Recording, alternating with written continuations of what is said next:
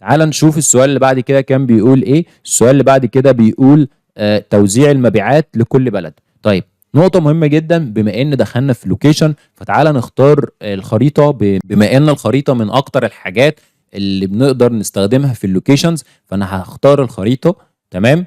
والخريطة عشان تشتغل يا شباب، اول حاجة لو ما اشتغلتش معاك فانت هتروح عند فايل، ومن فايل في حاجة اسمها اوبشنز اند سيتنج. اوبشنز اند سيتنج جواها حاجه اسمها اوبشنز دي جواها حاجه اسمها سكيورتي دي لما تنزل تحت خالص هتفعل الخريطه بتاعتك بشكل طبيعي جدا. هتلاقي البوكس بتاع تفعيل الخريطه مش موجود، اضغط على تفعيل الخريطه هيشتغل معاك. طيب تعالى معايا هنا يا شباب، عندي حاجه اسمها لوكيشن. لما اجي عند اللوكيشن هتلاقي عندك احنا عايزين ايه؟ توزيع المبيعات لكل دوله. فانا عندي مثلا الكانتري، الدوله، هحطها في اللوكيشن.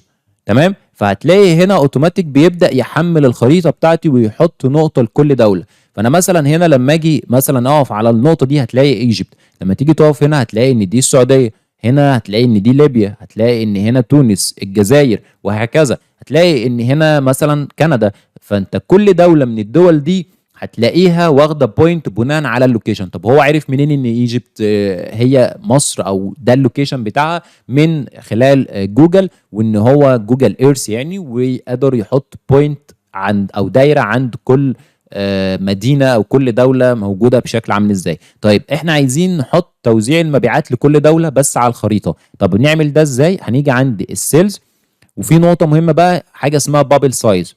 بابل سايز هي اللي بحط جواها السيلز بتاعتي. تمام. طيب لما تيجي تلاحظ هتلاقي، تعال نكبر كده الخريطه دي كده عشان نشوفها بشكل واضح. لما جينا نكبر الخريطه يا شباب هتلاقي ان كل دوله وكل مدينه البابل بتاعتها كبرت او صغرت بناء على السيلز اللي انت اديتها له. فانا مثلا عندي هنا السيلز بتاعت مصر 800,000، عندك مثلا السيلز بتاعت ده 2 مليون و200 الف، ففرق شاسع ما بين 800 الف و2 مليون. عشان كده الدايره بتاعت مصر قليله شويه، الدايره بتاعت الولايات المتحده تلاقيها كبيره.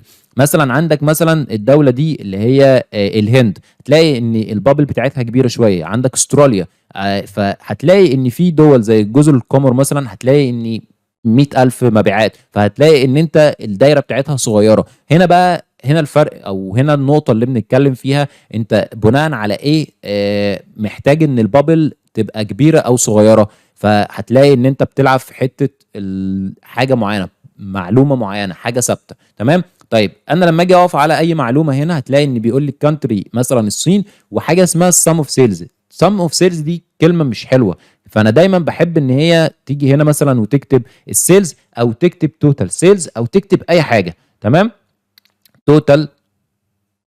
توتال سيلز. تمام. فاضغط انتر، هتلاقي ان انت لما تيجي تقف مثلا بقى هنا على الصين هتلاقي ان الكانتري الصين، وبعد كده التوتال سيلز المبلغ بتاعها. حلو قوي، حلو جدا. طيب في بقى معلومه مهمه جدا، وهي نقطه ان انا عايز اظبط نفس الفورماتنج ونفس الحاجه اللي تخص الداشبورد بتاعتي كلها. فانا هاجي هنا واعمل حاجه اسمها الجنرال، واجي عند التايتل هروح عند هنا واخليه كده، ودي كانت 16. تمام. سوري، خلينا دي 16 وبقت بوتوم. تمام. ونجيبها في النص. تمام. نجيبها في النص. دلوقتي بقى عندي الدنيا دي تمام. طيب هتيجي تبص تلاقي برضو ان انت عندك الراديوس اللي انت محتاج تحطه الجوانب بتاعه البروجكت بتاعه الفيجوال، محتاج ان هي تتظبط. فهنيجي هنا ونعمل ايه؟ دي 15 ولا سوري، هنا ده الباك جراوند. انا هشيل الباك جراوند خالص من الخريطه، وهحط الراديوس بتاعتي 15. تمام. وهختار ان اللون بتاعي يبقى باللون ده. تمام. فهتلاقيه بقى بالشكل اللي انت شايفه قدامك ده. تمام. طيب تخلينا نرجع تاني الباك جراوند بتاعتنا يبقى باللون الابيض. تمام. وخليها صفر عادي جدا، مفيش مشكله في حاجه. وتعالى هنا نعمل نصغر شويه الخريطه. تعالى بقى نعمل تركه قويه جدا يا شباب، وهي ان لو انا مثلا عايز اعمل كونديشنال فورماتنج معين على الخريطه دي. بمعنى ايه؟ بمعنى ان انا عايز اقول والله لو المبيعات بتاعت دوله معينه عباره عن اكبر مثلا من مليون، فلون بلون معين، ولو هي اقل من مليون لون بلون تاني خالص. طيب نعمل ده ازاي؟ نروح عند فورماتنج ونروح عند البابل. هتلاقي ان البابل ليها كالرز معينه، اللي هي الكالرز اللي احنا شغالين بيها دي، او الواضحه او الديفولت اللي اتاخد ده. لو انت جيت عند حاجه اسمها الاف اكس اللي جنب الكالر ده وضغطت على الاف اكس دي، وهتيجي هنا هتلاقي عندك حاجه اسمها رول معين. خلاص تمام، سيب لي الرول زي ما هي. طيب ايه اللي انت بقى محتاجه؟ هتلاقي ان انت محتاج بناء على السيلز بتاعتك. تعالى هنا نكتب سيلز، ادي السيلز. تمام، هقول له والله بناء على السيلز دي انا عايزك تعمل لي تو رول. اوكي، الرول الاولانيه مثلا باللون الاحمر، واللون الثاني اللي هو اللون الطبيعي اللي هو بنستخدمه اللي هو اللون ده. تمام، اول حاجه عندي من صفر لحد مليون، ومن مليون لحد ماكسيمم اللي فيما فوق. طيب في نقطه برضو مهمه، وهي نقطه ان انا دي مش هتبقى برسنتج، ده هتبقى نمبر، دي نمبر وده هيبقى نمبر. تمام، يبقى انا من صفر لمليون، ومن مليون ل ماكسيمم ايا كان بقى الرقم الكبير اللي احنا عايزين نوصل له، واضغط اوكي. هتلاقي ان انت عندك في دول معينه اللي حققت فوق المليون هي امريكا بس او الولايات المتحده. خلينا نعدل تاني الفانكشن دي ونخليها بدل مليون مثلا خليها 800 ألف مثلا. تمام، وهنا 800 ألف ونضغط اوكي. فهتلاقي ان في دول برضو هي اللي حققت المعادلة دي. تعالى برضو نخلي بدل 800 ألف خليها 700 ألف. 700 ألف، نلاقي ان الارقام بدأت تزيد شوية. الصين دخلت في الخط، استراليا دخلت على الخط. تعالى برضو نزود ونخلي مثلا دي 500 ألف. تمام، ودي 500 ألف ونعمل اوكي. هتلاقي ان في دول تانية زادت معانا.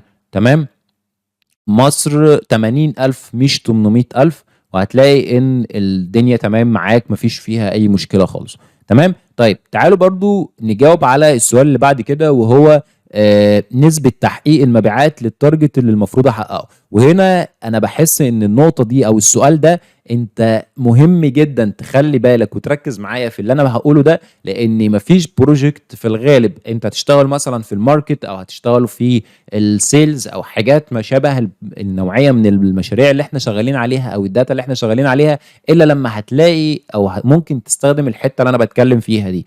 اول حاجه يا شباب، انا عشان احقق تارجت معين فانا في حته معينه عايز اوصل لها مثلا.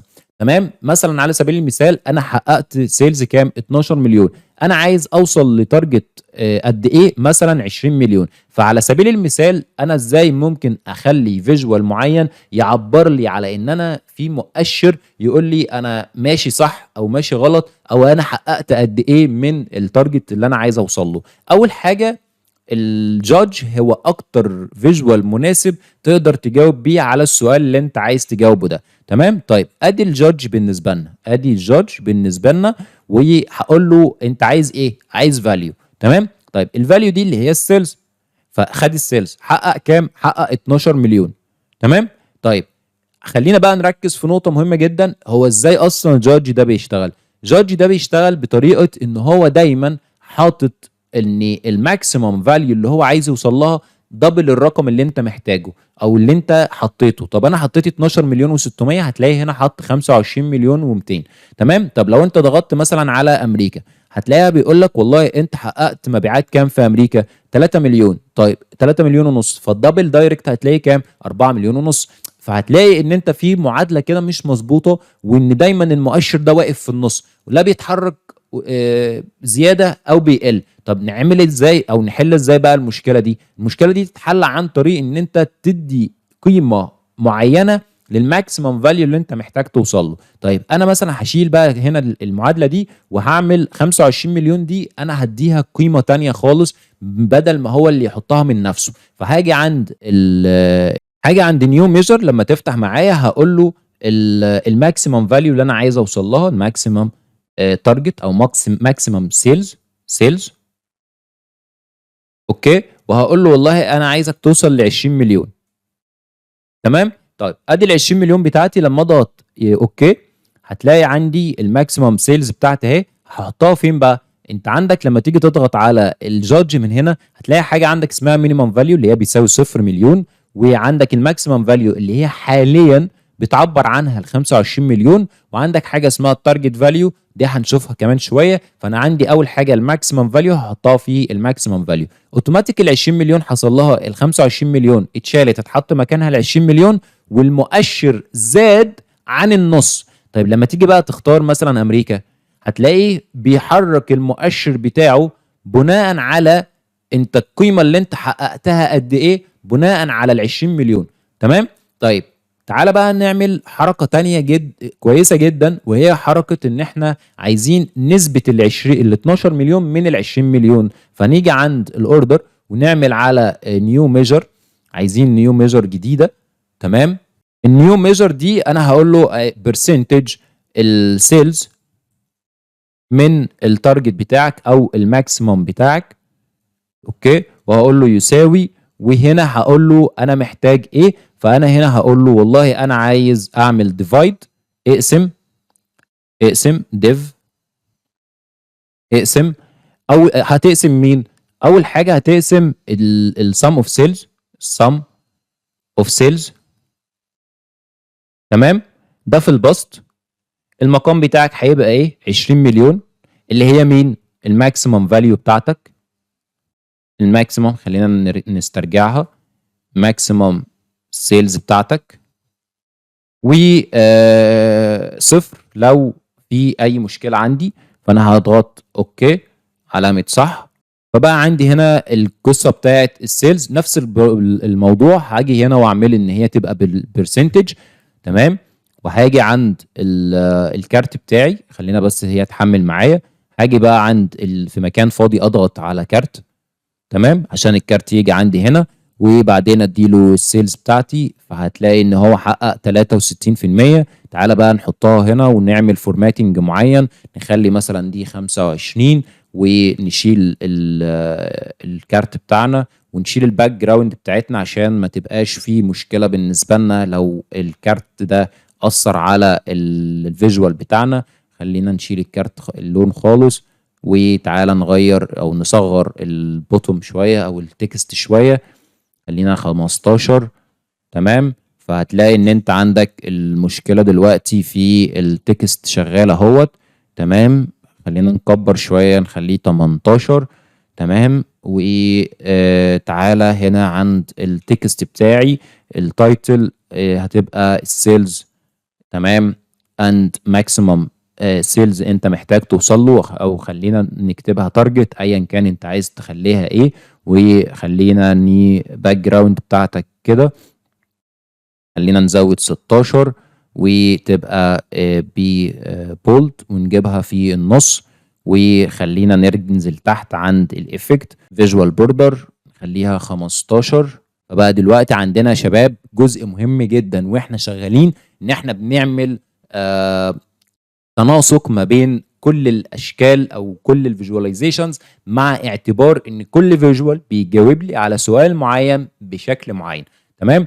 انا بس هعمل ايه حركه كده برضو لطيفه، عشان الاتنين دول يعتبروا بالنسبه لي جزء واحد بس لا يتجزأ. فانا هعمل ايه؟ هختار الكارت ده وهختار البتاع دي واعمل لهم جروب مع بعض، عشان لما اجي احرك واحد فيهم يتحركوا الاتنين سوا. تمام. لان يعتبر البرسنتج اللي تحت دي جزء لا يتجزأ من البروجكت او الفيجوال ده.